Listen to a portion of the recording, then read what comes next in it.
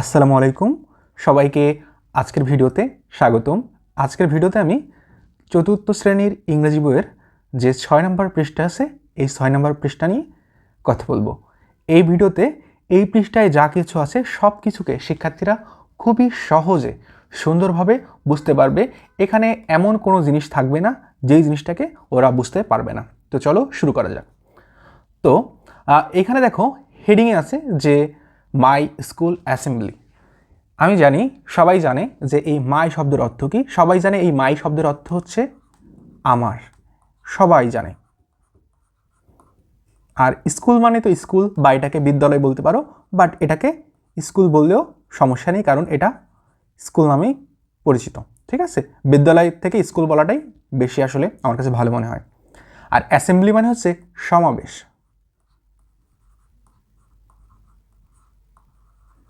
এই সমাবেশটাকে, সমাবেশ হচ্ছে এমন একটা জায়গা যেখানে অনেক মানুষ একসাথে জড়ো হয়েছে। দেখো এইখানে পিকচারে দেখো অনেকগুলো স্টুডেন্টরা জড়ো হয়েছে, তো এটা একটা সমাবেশ। ঠিক আছে, সমাবেশ মানে কি অনেকগুলো মানুষ একসাথে জড়ো হওয়া। আর এটার উচ্চারণ কি? অ্যাসেম্বলি। অ্যাসেম্বলি, দাঁড়াও আমি লিখে দিচ্ছি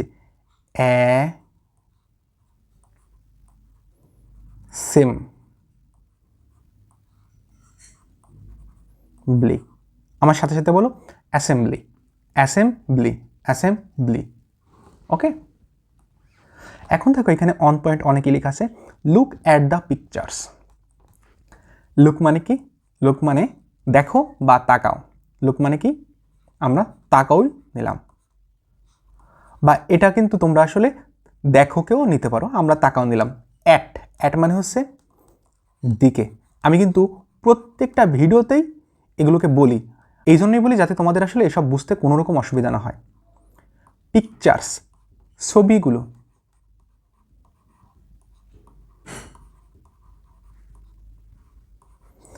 দেখো এখানে এস কেন আছে, আমি কিন্তু এই জিনিসটা প্রত্যেকটা ভিডিওতে বলি, এই জন্য বলি যাতে তোমাদের এটা বুঝতে কোনো রকম অসুবিধা না হয়। পিকচার মানে হচ্ছে একটা ছবি, PICTURE, এটা কি পিকচার।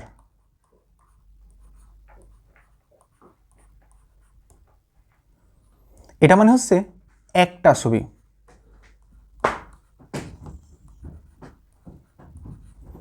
কিন্তু যদি এর সাথে হচ্ছে একটা এস দাও, সেটা হয়ে যাবে পিকচার্স। এর সাথে একটা দন্ত্রস্ব হবে। ঠিক আছে, এর সাথে হচ্ছে একটা দন্ত্রস্ব তখন যোগ হবে, তাহলে হলো কি পিকচার্স। এস দিলে তখন কিন্তু একটা ছবি না, তখন এই একটা ছবি কেটে হয়ে যাবে একাধিক ছবি।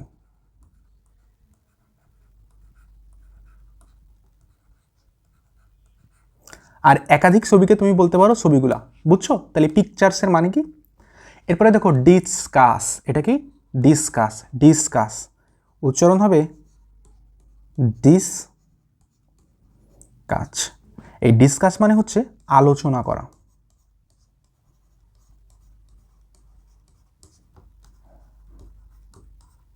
এখানে আকার দেখা যাচ্ছে না, যাই হোক এখানে একটা আকার, এই যে এইখানে দেখো আলোচনা। বুঝছো? আলোচনা করা।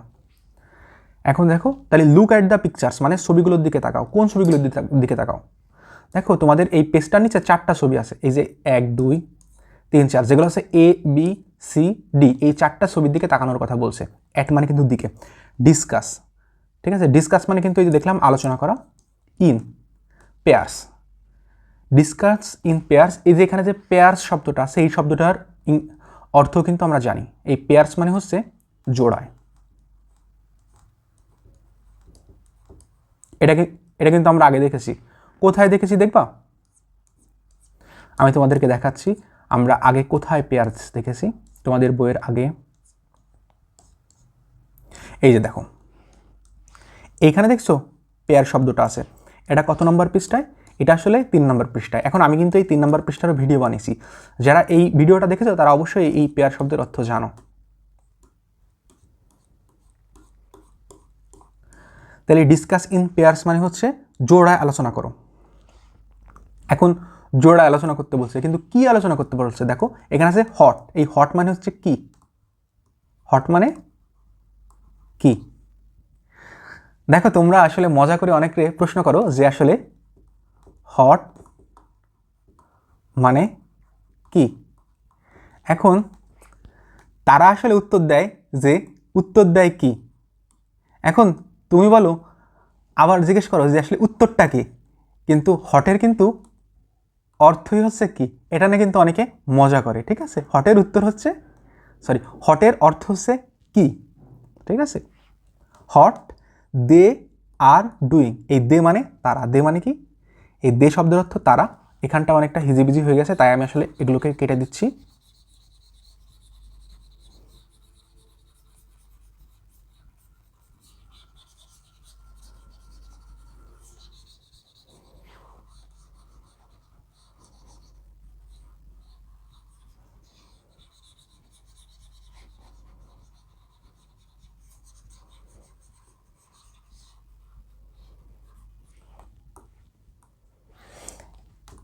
দে মানে তারা, আর এই আর এর কোনো মানে এখানে নেই। এই আর হচ্ছে টেন্সের জন্য, এটা তোমাদের এখন জানা লাগবে না, আমি তোমাদেরকে পরে শেখাবো। ডুইং মানে হচ্ছে করছে। দেখো, ডু মানে হচ্ছে করা, আর ডুইং মানে হচ্ছে করছে, ঠিক আছে। ডু মানে করা, ডুইং মানে করছে। যদি কিছুর সাথে এরকম আইএনজি যোগ হয়, সেটা আসলে একটা জিনিস হচ্ছে, ডু মানে হচ্ছে নর্মালি করা, আর ডুইং মানে এখন করছে, ঠিক আছে।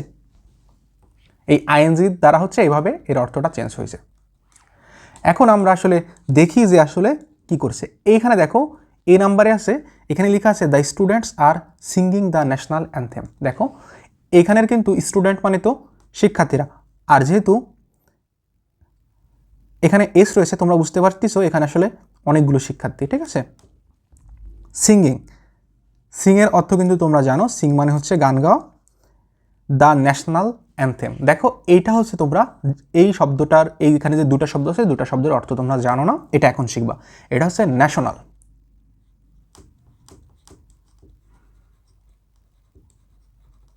এই ন্যাশনাল শব্দের অর্থ হচ্ছে জাতীয়। আর এখানে অ্যানথেম আছে, অ্যানথেমের অর্থ হচ্ছে সঙ্গীত। অ্যানথেম দ্বারা এটার উচ্চারণ হবে অ্যানথেম,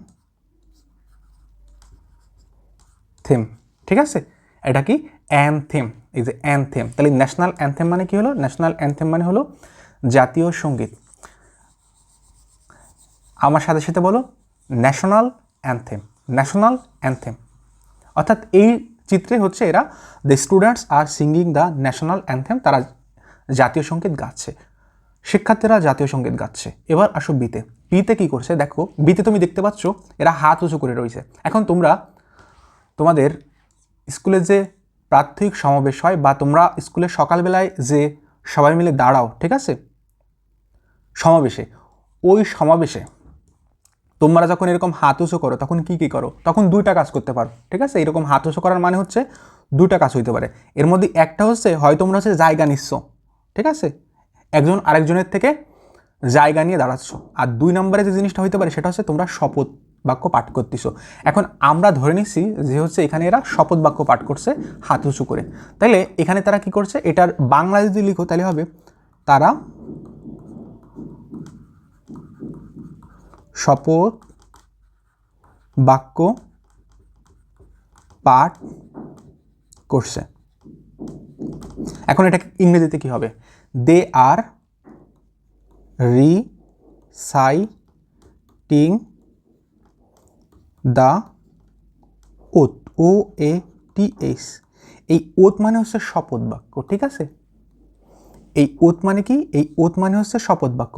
আর এই রিসাইটিং, এই রিসাইটিং মানে হচ্ছে পাঠ করা। দেখো, তোমাদেরকে কিন্তু আমি বলেছি যে কি বলতেছি, এই রিসাইট মানে হচ্ছে নর্মালি পাঠ করা, আর যদি তুমি এর সাথে একটা আইএনজি যোগ করো, তাইলে এরকম হবে যে সে এখন পাঠ করতেছে। এখন নর্মালি হচ্ছে রিসাইটের অর্থ পাঠ করা, আর রিসাইটিং হচ্ছে পাঠ করছে। কালো কালারের জন্য তোমাদের একটু বুঝতে অসুবিধা হতে পারে, বাট তারপরে দেখো রিসাইট মানে পাঠ করা, আর রিসাইটিং মানে পাঠ এখন করছে। এখানে দেখো ডু মানে নর্মালি করা, আর ডুইং মানে এখন করছে। এই আইএনজি হচ্ছে এইভাবে শব্দের অর্থকে চেঞ্জ করে, বুঝছো? দেখছো আইএনজি কীভাবে শব্দের অর্থকে চেঞ্জ করে। দে আর রিসাইটিং দ্য ওথ। আর এই ওথ মানে কি বলছি? Oath, oath. এই ওথ মানে হচ্ছে শপথ। আচ্ছা বানান দাঁড়াও,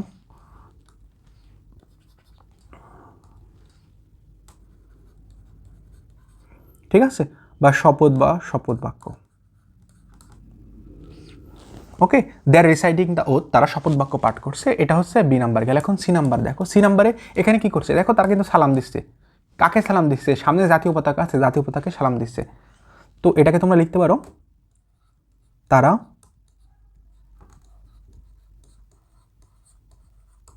জাতীয় পতাকাকে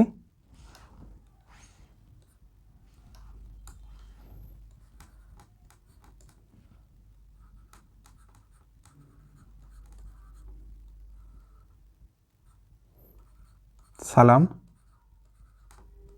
দিচ্ছে, তাই না? এখন এটাকে ইংরেজিতে কীভাবে লিখবা? এটার ইংরেজি কি হবে? They R saluting the national flag, বুঝছো? এখন দেখো এখানের এই যে স্যালুট, SALUT, এই স্যালুট মানে হচ্ছে সালাম দেওয়া। এটা হচ্ছে নর্মাল সালাম দেওয়া। এখন যদি কেউ এখন সালাম দিচ্ছে, সেই ক্ষেত্রে আসলে এই আইটা কেটে যে এর সাথে হবে ING, বুঝছো? এটা মানে হচ্ছে এখন সালাম দিচ্ছে।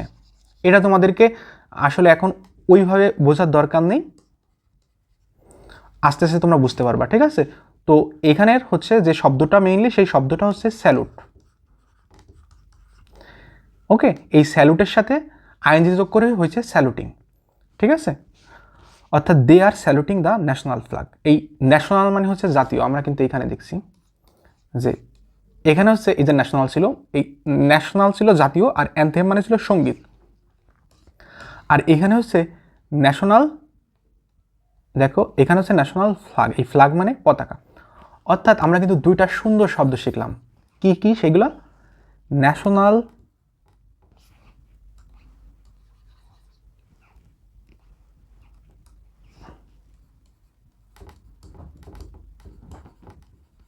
ন্যাশনাল ফ্ল্যাগ আর ন্যাশনাল অ্যানথেম। তোমরা তোমাদের বাসায় যারা বড় হচ্ছে তাদেরকে জিজ্ঞেস করবা যে তারা আসলে এই জাতীয় সঙ্গীতের ইংরেজি জানে কিনা। তোমরা কিন্তু জেনে গেলে যে জাতীয় সঙ্গীতের ইংরেজি হচ্ছে ন্যাশনাল অ্যানথেম, আর জাতীয় পতাকার ইংরেজি হচ্ছে ন্যাশনাল ফ্ল্যাগ, ঠিক আছে? তোমরা কিন্তু জেনে গেছো, মানে তোমরা এখন অনেক বড় হয়ে গেছো। এরপর এই যে ডি নাম্বার দেখো, এরা কি করছে? এখানে দেখে বোঝা যাচ্ছে এরা আসলে ব্যায়াম করতেছে। তারা ব্যায়াম করছে। তাহলে দে আর দেখো ডুইং ফিজিক্যাল এক্সারসাইজ। এখন দেখো এখানে এই যে আছে ডু, ডু মানে করা, আর ডু এর সাথে যদি আইএনজি যোগ করো তাহলে হচ্ছে ডুইং মানে এখন করছে। আর ফিজিক্যাল, ফিজিক্যাল মানে হচ্ছে শারীরিক, ঠিক আছে? আর এই যে এক্সারসাইজ, এটার মানে হচ্ছে ব্যায়াম, ঠিক আছে? আর এখন তোমাদের একটা কনফিউশন হতে পারে যে আসলে যদি শুধু এক্সারসাইজ এটার মানে যদি ব্যায়াম হয়, তাইলে আমি এখানে ফিজিক্যাল কেন দিছি? তাহলে তো জাস্ট এটুক দিলেই হতো যে দে আর ডুইং এক্সারসাইজ, ঠিক আছে? যেহেতু এটা এই এক্সারসাইজ মানে ব্যায়াম, আর তারা তো ব্যায়ামই করছে, এইটুক দিলেও হবে, ঠিক আছে, এইটুক দিলেও হবে। কিন্তু যেহেতু তারা আসলে শারীরিকভাবে ব্যায়াম করছে, সেই হিসাবে আমরা এখানে আসলে ফিজিক্যাল যোগ করছি, they are doing physical exercise.